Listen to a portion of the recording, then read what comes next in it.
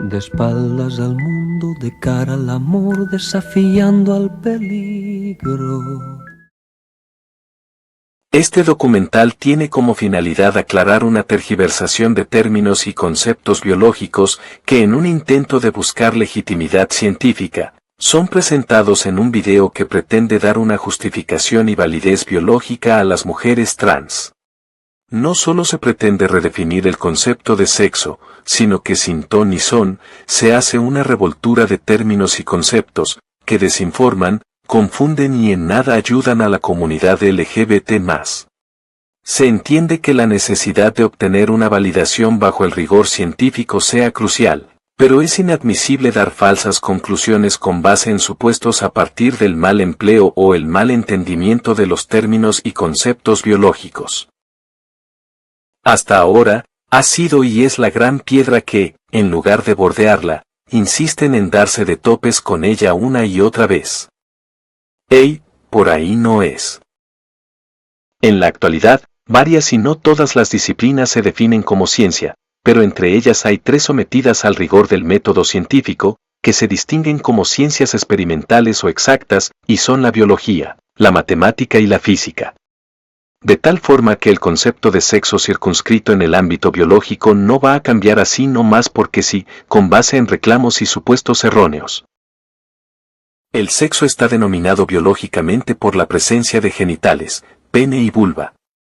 La sexualidad en cambio es sociocultural, se refiere a cómo vivimos, sentimos, expresamos y nos relacionamos, incluyendo el género, el placer, el erotismo y la orientación sexual. Etimológicamente sexo significa separar. Haciendo referencia a un dimorfismo sexual, la biología adoptó las expresiones sexus virilis y sexus mulieris para designar a machos y hembras. Hasta el siglo XIX, sexo era utilizado para designar la pertenencia o identidad de género, o sea que tu rol en la sociedad dependía de lo que tuvieras en la entrepierna. La sociedad era la que te imponía y exigía conductas, quehaceres y hasta determinaba tus derechos. A inicios del siglo XX, la palabra sexo se hizo extensiva a la actividad sexual, incluyendo al término caricias, masturbación, estimulación con la boca o sexo oral y la unión con penetración o coito. Para 1984, el sexo adquiere identidad y se reduce a pene y vulva, cuando la Real Academia de la Lengua Española incorpora al concepto los órganos sexuales. En un proceso, con 4 principales etapas que definen categorías sexuales: el sexo genético, el gonadal, el hormonal y el morfológico. Sexo genético. Está determinado por los cromosomas. El ser humano tiene 46 cromosomas organizados en 23 pares, y un par de ellos determina el sexo. Primera característica genética. Las mujeres tienen 2 cromosomas X, y los hombres tienen un cromosoma X y otro Y. Se nombran X y Y por su forma. El cromosoma Y contiene el gen SRY, responsable del desarrollo de testículos. Segunda característica genética. En el proceso de gametogénesis, esto es, la formación de óvulos y espermas, todos los óvulos que son formados por mujeres siempre tendrán un cromosoma X, mientras que los espermatozoides formados por los hombres, la mitad de ellos tendrán un cromosoma X y la otra mitad portarán un cromosoma Y. Tercera característica genética. Si el óvulo con cromosoma X es fecundado por un espermatozoide con cromosoma X, al restablecerse el par de cromosomas se obtiene XX, y el producto es femenino. Pero si el espermatozoide que fecunda el óvulo contiene un cromosoma Y, el par de cromosomas que se restablece es XY, masculino.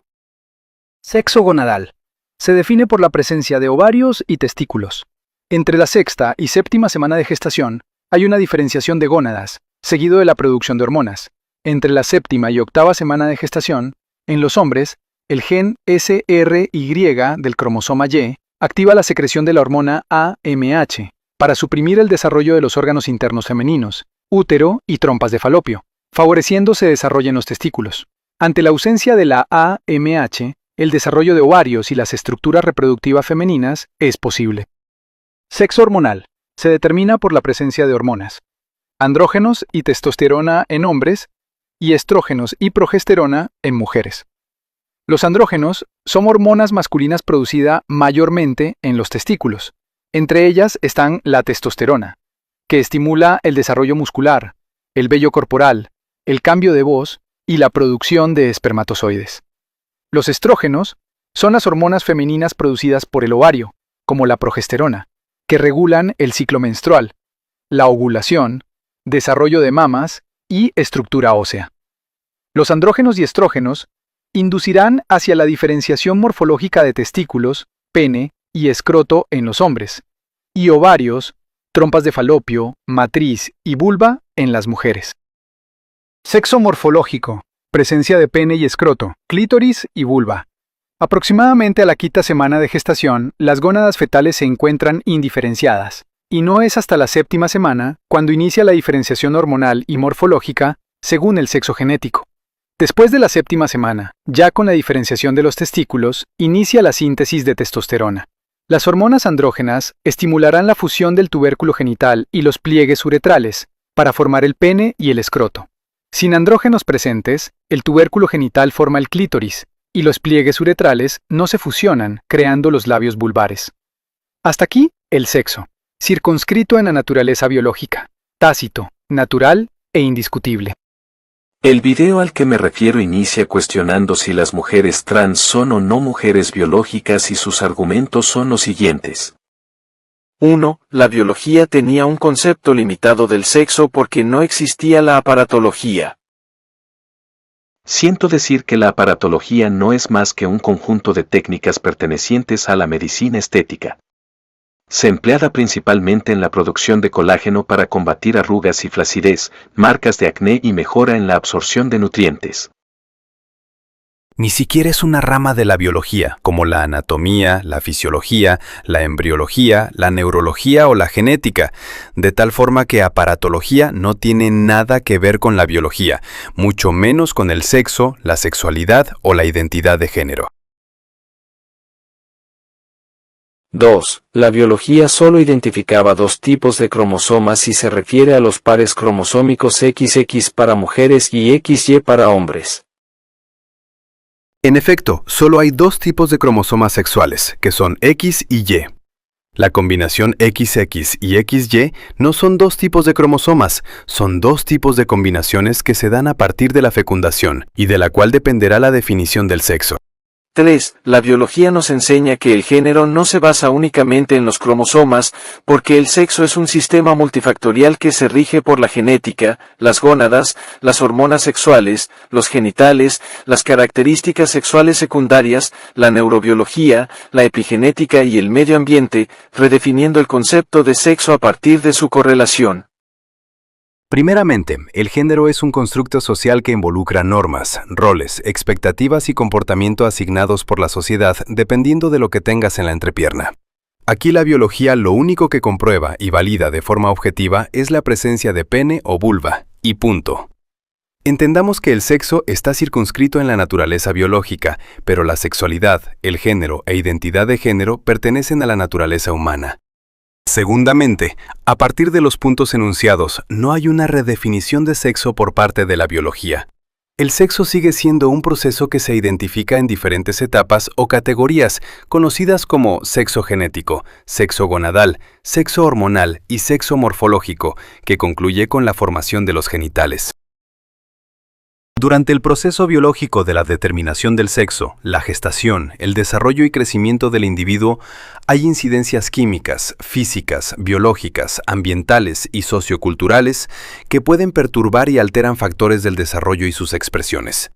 Son estas expresiones contrario a lo esperado, que la epigenética los define y atribuye a cambios en la función de los genes, que activan o desactivan su expresión sin la modificación de la secuencia o estructura original del ADN. La epigenética plantea la hipótesis de haber una predisposición genética que se activa por la influencia del medio ambiente, como puede ser el caso de tabaquismo, alcoholismo, gula, estrés, la homosexualidad e identidad de género. En cuanto a la homosexualidad y la identidad de género, la epigenética es un campo de investigación relativamente nuevo y todavía hay mucho que aprender. Algunos estudios sugieren que la epigenética puede jugar un papel en la determinación de la orientación sexual y la identidad de género. Ojo, no el sexo biológico propiamente dicho. Sin embargo, es importante tener en cuenta que estos son temas complejos y que hay muchos factores que influyen en ellos, incluyendo la genética, el entorno y las experiencias individuales. Dichas expresiones de comportamiento recaen en un entorno sociocultural y son estudiadas con una perspectiva sociobiológica e interdisciplinaria, como un complejo o sistema multifactorial. Resultado de ello, se han concluido en: la homosexualidad no es una psicopatología, ni un trastorno de la personalidad. En la sexualidad no hay categorías cerradas, sino un continuo. La diferencia en la variabilidad estructural de los núcleos neuronales del hipotálamo sugiere que biológicamente puede haber un vínculo a la homosexualidad. No existe un único gen gay que determine la homosexualidad, ya que hay una compleja mezcla de múltiples variables genéticas que interactúan con factores ambientales y culturales. En la mayoría de las conclusiones se admite la existencia de una predisposición biológica cuya manifestación puede ser inducida o estimulada por el medio ambiente sociocultural. Por ejemplo, el denominado gen gay, que hace referencia a la región XQ28 del cromosoma X. Un desequilibrio hormonal durante la gestación, o la semejanza del tercer núcleo intersticial del hipotálamo de un homosexual con el de las mujeres. No obstante, la comunidad científica y médica reconocen que la identidad de género es una característica innata del desarrollo humano. Estudios sobre microestructuras cerebrales y conexiones neuronales sugieren que la identidad de género podría tener una base biológica, donde el neurodesarrollo de las conexiones cerebrales es independiente de los genitales, de tal forma que la identidad de género no necesariamente depende o está supeditada a los genitales. 4. Ahora la biología reconoce 3 clasificaciones de sexo que rompen con el binarismo clásico: cisgénero, transgénero e intersexual. Exceptuando la intersexualidad, cisgénero y transgénero no son clasificaciones sexuales, tampoco son impuestas ni reconocidas como sexo por la biología. Corresponden al ámbito de la psicología, la psiquiatría, la sociología, la antropología y cultura, los derechos humanos y las leyes. Cisgénero es una referencia que describe la concordancia del género con el sexo, o sea, aquel que tiene pene y adopta el género masculino. Transgénero se refiere a identidad de género, o sea que naciste con pene pero el género con el que te identificas no es el que corresponde a tu sexo. Dicho de otro modo, tienes pene pero adoptas el género femenino. Espero que hasta aquí haya quedado claro que sexo se define y designa a partir de los genitales y género corresponde al conjunto de normas, roles, expectativas y comportamiento que la sociedad asocia a cada persona según su sexo. El primero circunscrito en la naturaleza biológica y el segundo en la naturaleza humana. La intersexualidad no es un tercer sexo, tampoco una orientación sexual ni una identidad de género. Independientemente de su condición biológica, puede adoptar el género y roles masculinos o femeninos. Se da en 1 de cada 100 a 67 personas, representando entre el 0.05% y el 1.7% de la población mundial.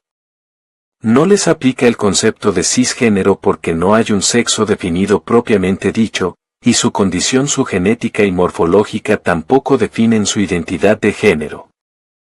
Pero también es inaceptable que por su condición biológica se pretenda verlos como el prototrans o encasillarlos como el trans, que solo necesita ajustes para definirlo, con un fin malintencionado de darle validez biológica a la transexualidad. La intersexualidad está más relacionada con el viejo y en desuso término de hermafroditismo que con la transexualidad. Se han documentado más de 40 variaciones, entre ellas la ambigüedad en los genitales con una apariencia externa que combina rasgos masculinos y femeninos. La presencia de clítoris más grande de lo normal o micropenes. La presencia simultánea o combinada de tejido ovárico y testicular. El desequilibrio hormonal, que no corresponden al rango observado del sexo binario esperado. Y caracteres sexuales secundarios que se hacen evidentes hasta la adolescencia o la edad adulta. 5. La biología actual, real y comprobable, hoy reconoce que hay 5 variaciones cromosómicas sexuales: XX, XY, XXY, X0 y XYY. Con excepción de XX y XY que determinan el sexo, las otras tres combinaciones no son modalidades sexuales, son aberraciones o anomalías cromosómicas no exclusivas de los cromosomas sexuales. Se generan por errores en la división celular y se identifican en la complementariedad cromosómica durante la fecundación. Estas anomalías cromosómicas son conocidas como aneuploidía, trisomía y poliploidía, y se dan tanto en células somáticas como en las células sexuales.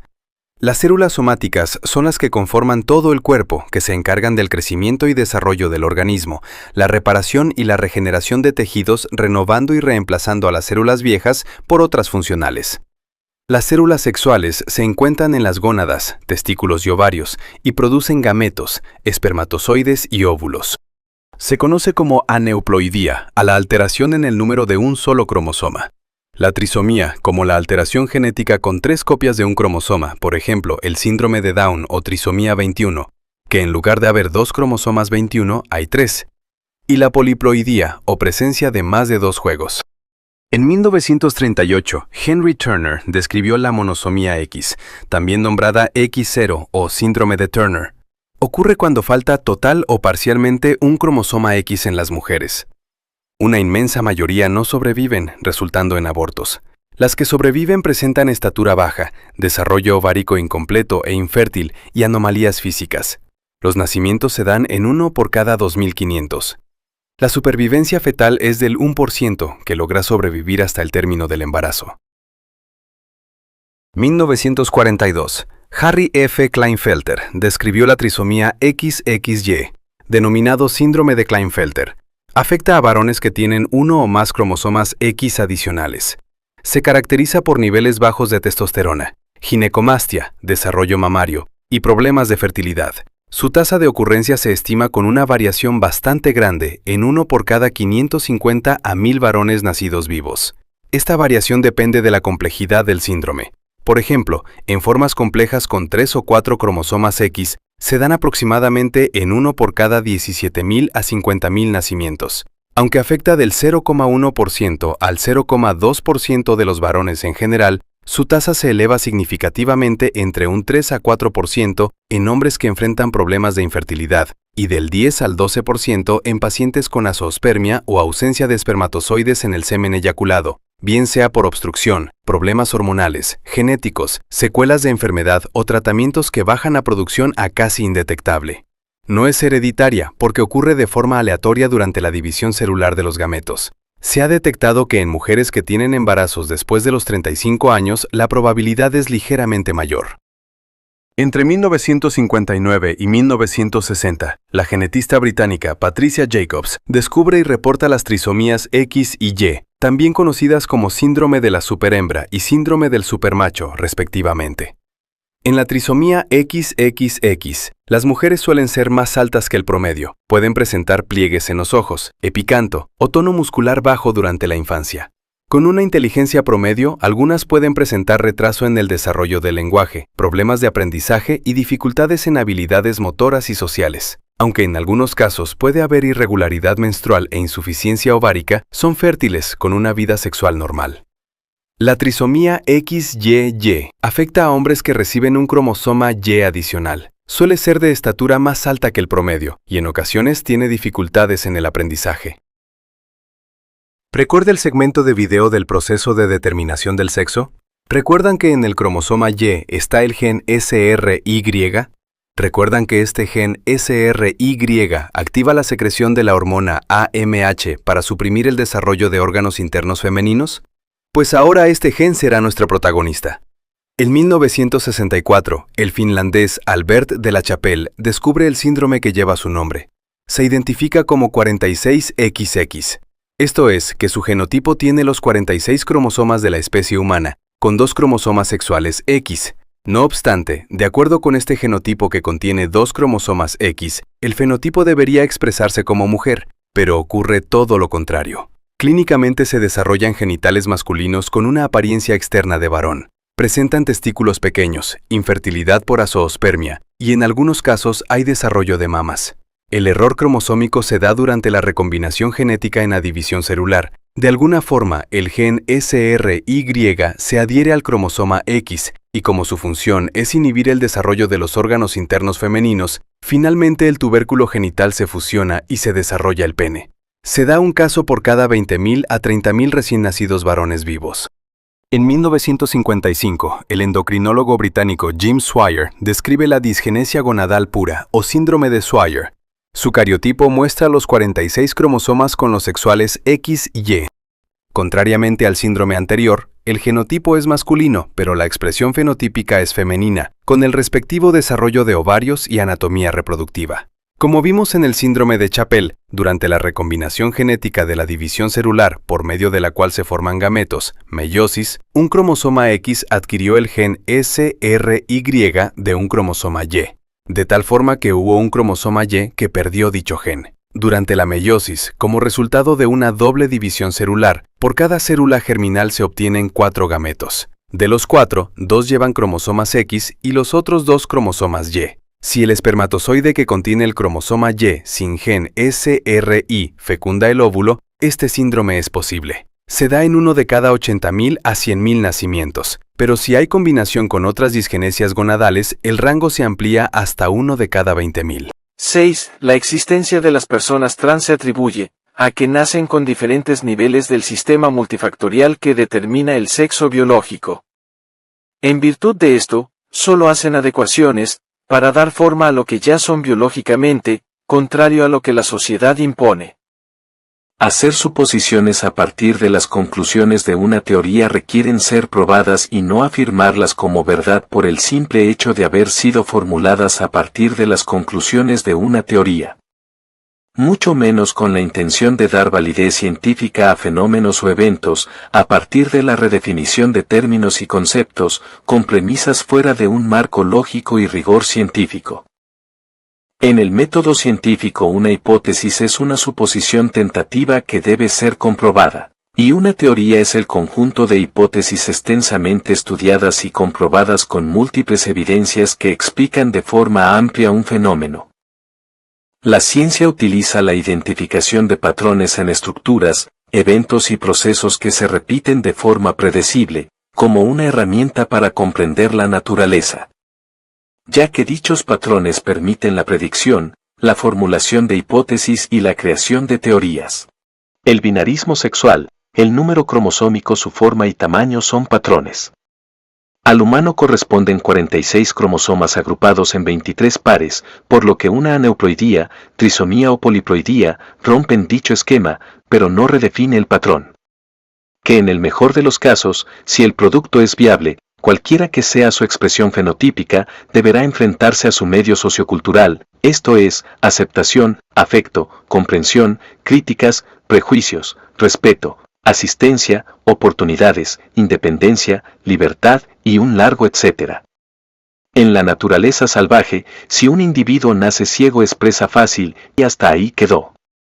La genética le negó la vista pero su medio ambiente lo extinguió. Se entiende, se observa y distingue cómo lo que surge de la naturaleza biológica repercute y está sujeta a presiones de nuestra naturaleza humana. Somos conejos ciegos en una selva de asfalto plagada de lobos. El sexo, su definición y origen están circunscritas en la naturaleza biológica, mientras que la sexualidad, el género y la identidad de género, aunque puedan tener una predisposición biológica, incide en la naturaleza humana. La naturaleza biológica es el conjunto de características, estructuras y procesos vitales que definen a los seres vivos y su entorno. A nivel secundaria nos lo enseñan como unidad, diversidad y continuidad. Va desde la biología molecular y celular, el concepto de especie, la biodiversidad y la ecología hasta la evolución. La naturaleza humana, en cambio, se refiere al conjunto de características inherentes al comportamiento y las emociones. Define al ser humano como un concepto científico-filosófico que abarca nuestra capacidad de razonar, socializar, estructura biológica, el aprendizaje, el actuar, los usos y costumbres, la racionalidad, la sociabilidad, las emociones, la vulnerabilidad y la independencia. La relación entre estas dos naturalezas radica en que la naturaleza humana es el producto de una adaptación evolutiva desde el ámbito de la naturaleza biológica. Desde el punto de vista evolutivo, la naturaleza humana no es más que un mecanismo adaptativo que, con base en su genoma, el cerebro adquirió un potencial cognoscitivo que dio paso a la inteligencia, el raciocinio y la culturización. Derivado de ello, la transmisión del conocimiento, la aparición del lenguaje, la capacidad de modificar el medio ambiente, el comercio y tecnología, entre otras. La ciencia ha consensuado que la homosexualidad y la identidad de género son innatas del ser humano, pero el problema aquí y ahora son la homofobia y la transfobia. Para enfrentar estas actitudes agresivas, reflejo de la enajenación, fanatismo, ignorancia, aversión irracional, rechazo y miedo, promovidas y alentadas desde un sistema de creencias, se requiere contar con información clara y veraz para alzar la voz, reeducar y convencer. Por último, agrego que las aberraciones cromosómicas tienen una probabilidad de ocurrencia muy baja y aunque cromosómicamente se salen del patrón del binarismo sexual, no lo redefinen. Digamos que, desde otro punto de vista, son un tanto así como la excepción que confirman la regla. No se ha documentada la existencia de una aberración cromosómica viable que justifique per se la transexualidad o transgénero, y que solo requiriera los ajustes necesarios para terminar de ser lo que ya se trae. Porque aunque se castren y se hormonasen, todas y cada una de sus células tendrán el componente cromosómico sexual X, Y. Los factores multifactoriales que interactúan para dar origen a la sexualidad e identidad de género no cambian el concepto ni la definición de sexo. Toda vez que existe una predisposición biológica innata, pero son factores ambientales socioculturales, propios de la naturaleza humana, los que activan su expresión. No por tener más cromosomas o genes se es mejor. Desde el sentido común los excesos suelen ser dañinos, si a la sopa le pones más sal es incomible o al café más azúcar empalaga, el potasio afectaría su hipertensión y la azúcar la diabetes. Las personas intersexuales no son un prototipo de transexuales. La vida es una charada con sus altibajos, manifiéstense y exprésense, sean libres y felices, amen y sean amades. Pero no traten de ganar simpatías y aceptación exponiéndose al escarnio público desde la ignorancia, porque pareciera que están pidiendo permiso y autorización para ser aceptades. ¿A quién